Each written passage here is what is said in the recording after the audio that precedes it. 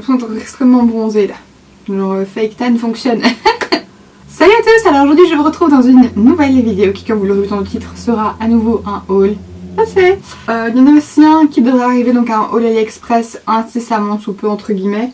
J'attends juste de recevoir tous les produits parce que j'ai pas envie de vous montrer une moitié maintenant, une moitié plus tard. Je peux vous faire une vidéo haul complète sur AliExpress, mais j'ai effectivement passé commande. Ça arrivera incessamment sous peu sur la chaîne, donc si vous voulez pas rater ça, abonnez-vous juste ici en dessous. Et c'est parti directement pour montrer mes achats. Je me suis acheté 4 paires de fossiles de chez Allure. Je vous ai fait un tutoriel il n'y a pas très longtemps, donc celui avec la palette Vibe Tribe de chez MAC, où je portais des fossiles. Voilà, j'aime pas porter tous les jours, mais de temps en temps j'aime bien, je m'apprête un petit peu plus, ça me fait plaisir. Et surtout je trouve qu'en tutoriel ça rend très bien. Pareil pour prendre les photos de maquillage sur Instagram, je trouve que les fossiles rendent vraiment bien. Donc du coup j'ai pris 3 paires. Alors j'ai d'abord pris celle-ci qui est la définition numéro 121. Juste avant d'être violemment interrompue par ma carte qui me disait qu'elle était pleine. Je lui disais donc que j'avais pris 3 paires de fossiles, donc de la gamme Enchanted. Donc j'ai pris les Forever qui sont les plus fournis de la gamme, qui sont super jolis. Un petit peu plus au niveau du coin externe et les cils se croisent comme ça. J'ai pris les Adored qui sont assez simples, un peu plus longs au niveau du milieu, donc je pense que ça doit se donner cet aspect d'œil très très rond, super mignon. Et j'ai pris les Cherished qui sont des espèces de cils 3/4. Pas super long mais un poil plus long à l'extérieur, donc voilà, qui doivent à mon avis faire assez naturel, mais très très joli et j'ai vraiment hâte de les essayer. Alors ensuite je me suis pris 2 espèces de petits, enfin un petit blush et un bronzer de la marque Technique. Donc ce sont les Baked Hearts. Donc le bronzer ressemble à ceci, donc c'est à peu près le même genre que les Too Faced. Donc vous avez 3 couleurs, une couleur un peu champagne, une couleur cuivrée et une couleur bronze que vous mélangez ou que vous appliquez individuellement. Et pour le blush c'est le même genre de principe mais en teinte rosée. Ils sont super beaux, les packagings sont trop mignons et voilà, j'avais trop envie de tester, d'autant plus que ceux-là sont pas très chers, il me semble qu'ils sont à 4 € pièce. Donc voilà, c'est beaucoup moins cher que les Too Faced, mais après à mon avis ils sont un petit peu moins pigmentés. Mais voilà, ils restent quand même super jolis et je les trouve trop mignons et puis c'est super beau. J'ai vraiment hâte en fait d'avoir ma coiffeuse parce que ça sur une coiffeuse c'est juste trop beau quoi. Ça fait partie des trucs qui sont et beaux pour décorer et beaux pour se maquiller, donc voilà, ça j'aime vraiment beaucoup. Toujours dans le teint, j'ai pris cette poudre-ci qui est la Banana Dream de chez W7, donc qui est une poudre libre jaune. Qui ne sent pas la banane, ça aurait été super drôle qu'il la fasse sentir la banane. Donc en gros c'est une poudre avec un tamis. Ça apparemment c'est pas mal pour poudrer le dessous de l'œil, etc. Donc je l'ai pas encore vraiment complètement testé. J'ai testé une fois pour le dessous de l'œil, je trouvais pas que c'était hyper confortable et super joli comme fini.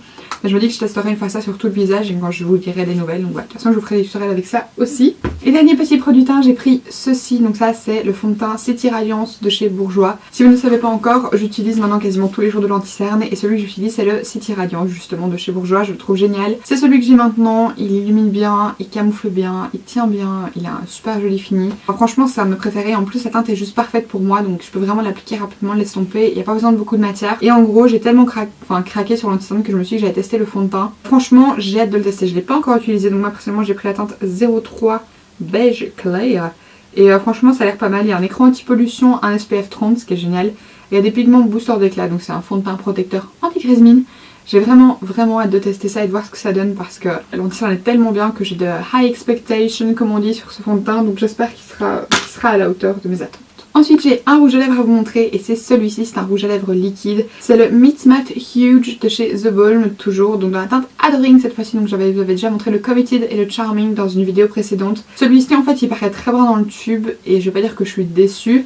Mais en fait c'est plutôt comme un bordeaux assez rouge sur les lèvres, il est pas du tout brun. Donc si vous l'achetez clairement pour avoir un brun, ne le prenez pas parce qu'il fait pas du tout brun, il est vraiment très très rouge. Les Meet Matte Huge je les aime vraiment bien. Ils sont un peu plus chers que les Bourjois et voilà, mais ça reste dans un prix correct pour des rouges à lèvres liquides vu qu'ils sont à 15,50 € en tout cas dans les deals, c'est à ce prix là qu'ils sont.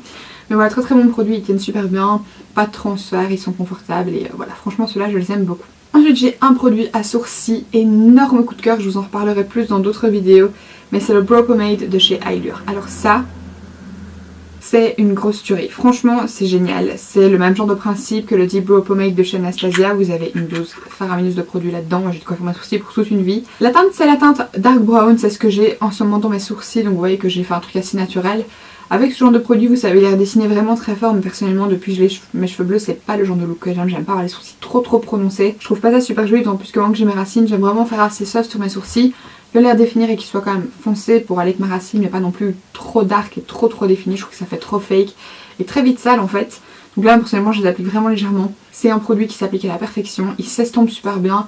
Vous savez l'appliquer de manière hyper légère ou de manière beaucoup plus forte. La couleur est top, le produit une fois sec tient toute la journée et vous savez faire un bel ombré à l'intérieur du sourcil. Enfin vraiment très bien et il est quasiment 3 fois moins cher que le produit de chez Anastasia. Ensuite, toujours pour les lits, il me reste 2 petits produits. Donc j'ai d'abord un crayon de chez To Be que j'ai dans la teinte 20 qui est dans une espèce de Varanis. C'est super joli, trop beau. J'aime bien cette couleur là, soit pour illuminer un coin interne, soit pour faire un ras de cils un petit peu flash ou ce genre de truc. Ça peut être top. Je suis assez étonnée parce que, j'allais dire longtemps j'aime parler de la marque To Be, mais en même temps c'est une marque purement belge, donc enfin la plupart des youtubeuses sont relativement françaises et j'entends pas spécialement parler de ces produits là, mais ils sont vraiment pas mal. Et ces crayons là, donc ce sont les Kajal Kohl, ils sont à 3,50 et c'est des merveilles, enfin ils sont super pigmentés. Ils sont pas secs du tout, ils marquent bien. Personnellement, j'en suis servi hier pour faire la fameuse base de mon fameux maquillage que je vous ai montré hier, donc avec le drapeau de la Belgique. Mais c'est vraiment top, ça tient bien, et enfin, vraiment génial celui-ci. Et ensuite, toujours pour soutenir un peu nos marques belges, et là, plus précisément une marque qui n'est disponible que chez Lee, j'ai pris un eyeshadow waterproof de chez Park Avenue. Donc en gros, c'est un fard à paupières crème. Pareil, la teinte vient super bien. Vous savez vraiment la prélever facilement. Je sais pas si vous avez... Ouais, là je crois que vous voyez quand je bouge ma main, vous voyez vraiment l'effet super lumineux. Donc là c'est dans la teinte Pink Flower 02. Produit au top, hyper lumineux, facile à appliquer, très crémeux mais qui me semble se fixer quand même très bien. Alors ensuite il me reste 2 choses à vous montrer, plus précisément 2 palettes. Donc la première c'est la Naked Basic 2 de chez Urban Decay. C'était la seule petite qui me manquait, que ce soit dans les palettes Naked ou même dans les palettes de chez Urban Decay tout court, en tout cas dans celles qui sont sorties pour l'instant et que j'ai pu me procurer. Donc en fait, si vous ne connaissez pas encore le principe de Naked Basic, c'est des petites palettes Naked comme ça dans lesquelles vous avez 6 fards et qui sont principalement mat. Donc vous avez toujours le premier fard qui est irisé et 5 autres fards mat. J'avais la une que j'ai mis, je vais pas dire longtemps apprivoisée, mais je l'avais achetée quand j'étais partie en Espagne. Je vous la mets sur le côté comme ça vous voyez pas le miroir. Mais en gros j'avais acheté la une quand j'étais partie en Espagne il y a presque 2 ans, nom de Dieu. Mais franchement j'avais mis un petit moment avant de l'apprivoiser et ensuite franchement quand je sais pas avec quoi maquiller, j'utilise tout le temps. Et celle-ci elle est très bien, les fards sont un poil plus foncés. Voilà, parce qu'en comparaison la une est juste ici en dessous, donc vous voyez, enfin les fards sont plus foncés oui et non en fait. Les fards intermédiaires sont plus foncés, mais par contre le fard le plus foncé c'est un espèce de gris, alors que dans la Naked Basic il est quasiment noir en fait. C'est un brun très foncé mais il est pas noir. Mais il est tellement foncé qu'il paraît noir, donc voilà. C'est des fards en fait je pense qu'ils complimentent bien ceux-là et je trouve qu'avec ces 2 palettes là, vous avez de quoi tout faire. En plus j'adore le packaging de Naked Basic, il est doux, il est simple, il est sobre, il est hyper compact et vous avez quand même tout ce qu'il faut dedans. Et ensuite la deuxième palette que je vais vous montrer c'est ceci. Voilà, donc en fait je me suis fait une palette de chez MAC, enfin je me suis fait une palette de chez MAC. J'avais déjà quelques fards, à savoir que je vous avais montré il y a un bon moment maintenant, mais il y a un an et demi à peu près, que je m'étais fait un quad MAC. Là je vous mettrai cette vidéo si vous voulez la voir sur toutes mes anciennes vidéos. Je vous la mettrai dans la barre d'infos juste en dessous. J'avais encore mis tout mon cheveu noir et je portais mon maquillage doré que j'avais fini pour les fêtes juste avant, enfin un truc de fou quoi. Le changement de mal, j'ai rien genre des super longs cheveux, genre j'ai une queue de cheval et je crois qu'elle m'arrive à peu près là. Et enfin, truc de fou. Bref, là n'est pas la question, je faisais même pas mes sourcils à l'époque. Alors comment je fais mes sourcils tout le temps, j'ai les cheveux bleus assez courts, avec les cheveux beaucoup plus courts, enfin bref. Donc je m'étais fait un fameux quad de chez MAC avec 4 fards. J'avais été semi-satisfaite des fards, je les trouvais pas vraiment super pigmentés. Dans la vidéo il me semble que je vous dis que je les trouvais très bien. Bof. Voilà, bof, franchement j'étais pas hyper convaincue. Donc j'avais pris le fard Dazzle Light qui ressemble à ceci. Et le fard Honeyest qui est un genre de couleur un peu miel. J'avais pris le fard Satin Taupe. Et j'avais aussi pris le fard Mystery dont je me servais pour mes sourcils. Donc si en vrai, je pense que dans la vidéo je faisais mes sourcils mais je commençais vraiment à les faire. Et en gros je vous ai montré dans mon précédent haul que j'avais pris le petit quad de la collection Vibe Tribe de chez MAC. Parce que maintenant je connais le nom de la collection qui n'était pas écrit dessus. Et en fait, je voulais me refaire un quad où je choisissais moi les fards. Dans les quads tout fait comme ça, vous savez pas bouger les fards vu qu'ils sont collés dedans. Et dans ce quad là c'était bien, mais j'en avais 4 et je vais peut-être éventuellement pouvoir les mixer sans forcément me trimballer les deux. Et en même temps j'avais envie d'essayer d'autres fards, notamment Steamy et des petites couleurs un petit peu plus colorées justement. Mais du coup je me suis dit ok, je vais refaire un autre quad. Parce que je réfléchissais, je me dis Bérine, est-ce que t'as vraiment envie de te trimballer avec 50 quads? Alors que tu pourrais peut-être te prendre une palette de 15 fards, tu mettrais tes 4 là, les 4 que tu as maintenant, et comme ça en même temps tu pourrais mixer comme tu veux, etc. Tu pourrais les reprendre dans un quad si tu as envie, mais en même temps, est-ce que tu as vraiment envie de prendre une palette de 15 fards qui serait qu'à moitié remplie? Oh là là, je savais pas. Donc du coup j'étais un peu indécise et je discutais avec la dame et j'ai fait oui mais est-ce que dans les quads tout fait il y a moyen de décoller les fards en fait? Et elle m'a dit qu'en gros non, normalement on ne pouvait pas. Parce qu'en fait ils étaient vraiment mais collés dedans, donc c'est pas comme ces petits quads-ci ou les palettes que vous faites vous-même où en gros vous poussez, ce que je vais pouvoir vous montrer. Vous poussez, ça ressort et ensuite du coup vous n'avez plus qu'à l'attraper, vous changez vos fards et vous le reclipsez dedans. Donc du coup j'étais un peu déçue, elle m'a dit mais pourquoi est-ce que vous avez pris ce quad là de la collection là si vous voulez les mettre séparés? Et je lui dis qu'en fait je l'avais pris surtout pour le packaging parce que je le trouvais super joli. Et en plus il faut savoir que les quads tout faits chez MAC c'est 43€. Les phares à la pièce, donc déjà en panne, hein, donc même pas en palette, c'est 13,50€.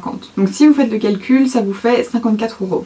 Donc déjà rien qu'en prenant un quad tout fait, ça vous revient 11€ moins cher. 11€ moins cher, ça fait quand même presque du nouveau le prix d'un phare en panne en fait. Donc la big question à se poser c'est est-ce que si vous voyez pas un quad avec les phares que vous voulez tout fait, est-ce que ça vaut pas plus la peine de le prendre même si vous avez déjà une palette. Sauf que si vous savez pas les lâcher les mêmes nombres de palettes, c'est quand même un peu chiant. Mais la dame m'a dit écoutez, pouvez-vous vous essayer la technique du lissoir, etc. Donc je me suis dit ok, pourquoi pas tester, sauf que j'ai cherché sur YouTube et les seules vidéos que j'ai vues, où c'était plus ou moins relativement bien expliqué, la fille elle dégommait son quad.